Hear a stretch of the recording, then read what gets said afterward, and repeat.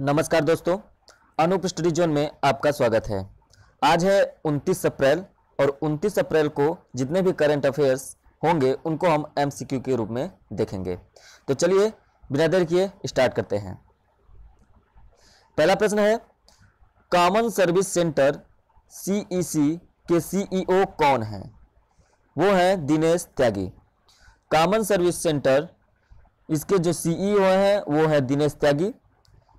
हाल ही में भारतीय विशिष्ट पहचान प्राधिकरण मतलब UIDAI मतलब unique identification authority of India UIDAI ने आधार अपडेशन की सुविधा प्रदान करने के लिए कॉमन सर्विस सेंटर को बैंकिंग अभिकर्ता के रूप में काम करने के लिए अनुमति दे दी है।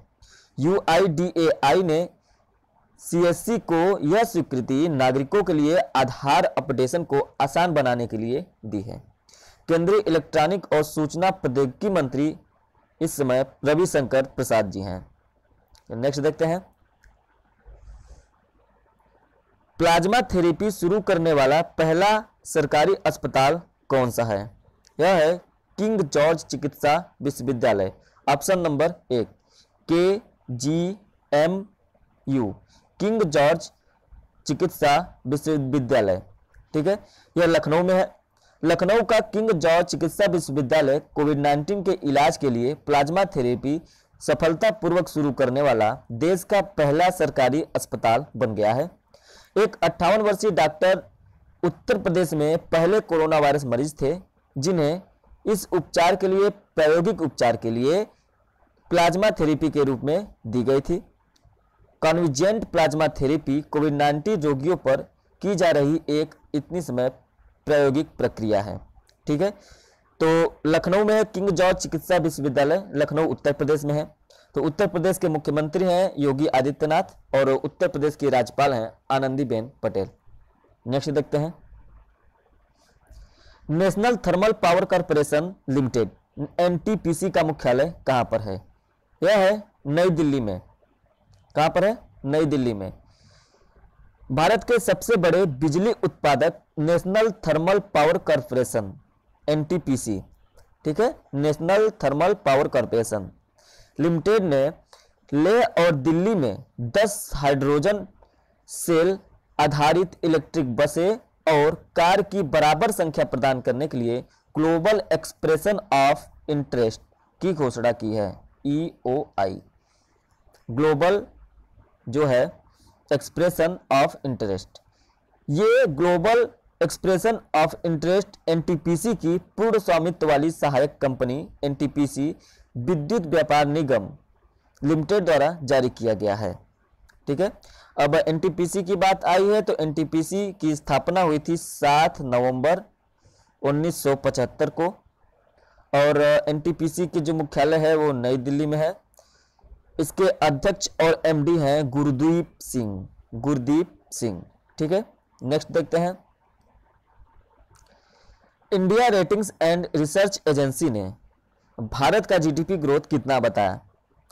India rating and research agency ने भारत का GDP ग्रोथ 1.9% कर दिया है। Option number 3 credit rating agency है India rating and research agency.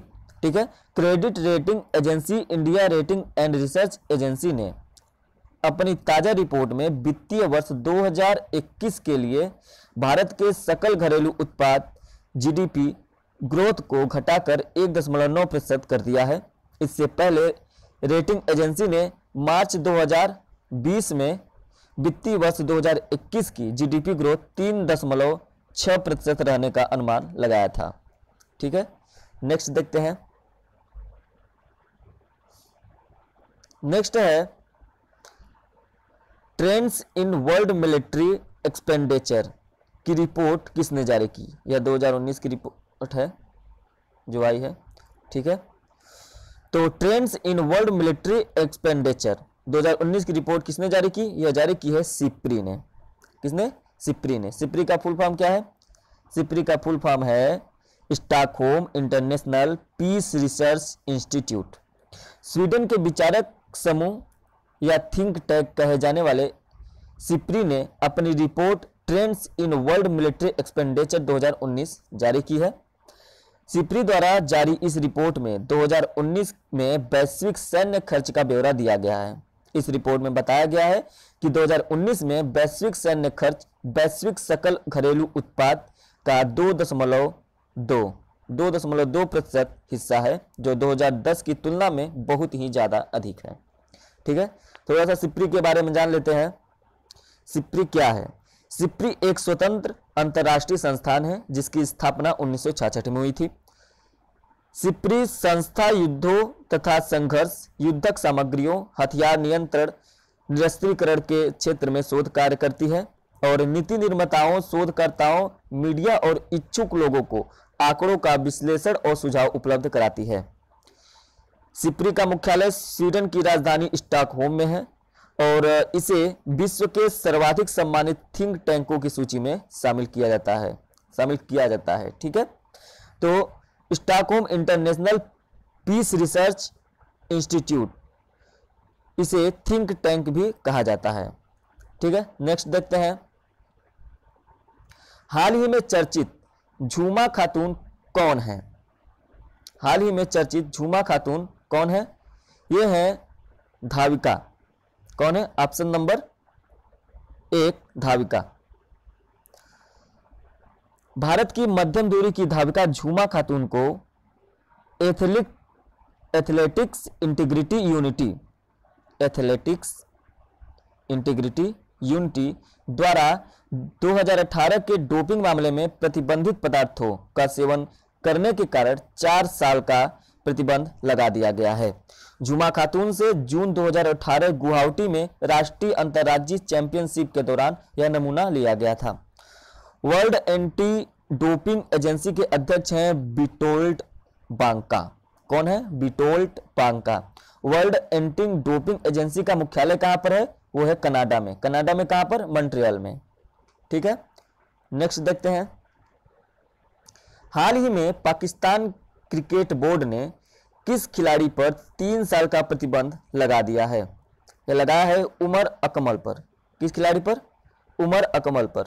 Pakistan cricket board ने पाकिस्तानी बल्लेबाज उमर अकमल पर 3 साल तक क्रिकेट के किसी भी फॉर्मेट में खेलने पर प्रतिबंध लगा दिया है। पाकिस्तान क्रिकेट बोर्ड ने यह प्रतिबंध पाकिस्तान भ्रष्टाचार संहिता के 2 नियमों का उल्लंघन करने के कारण इन पर लगाया है।